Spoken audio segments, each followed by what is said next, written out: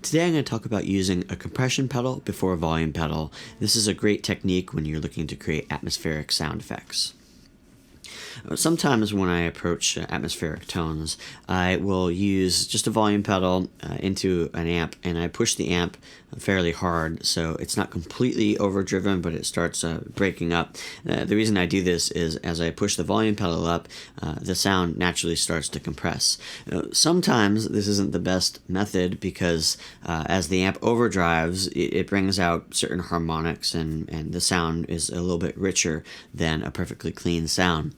One of the problems you'll notice when you're using a volume pedal or a volume knob on your guitar and you're doing swells into a perfectly clean amp, by the time you start writing up the volume, the sound is already pretty heavily decayed, and so you don't really get a lot of volume out of it.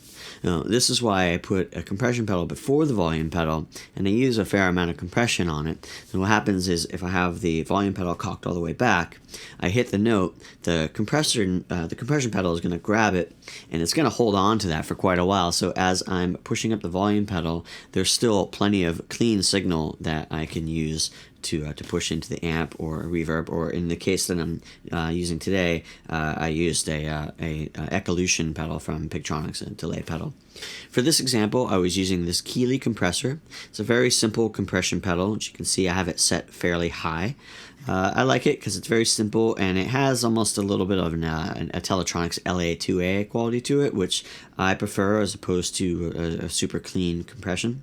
Any sort of compression pedal will really work for this. It's not so much about the color, but about how it's grabbing the signal. I was also using this Ernie Ball VP Junior volume pedal. It's just a pretty standard volume pedal. And the last thing in my signal chain is this Pigtronics Ecolution 2 Ultra Pro. I just used this to get a little bit more decay out of the notes. I had it set to fairly slow, maybe it was like a quarter note delay, and that way when I swell it in, you hear it when I attack the note, but when I swell in, you don't. It just extends the length of the note.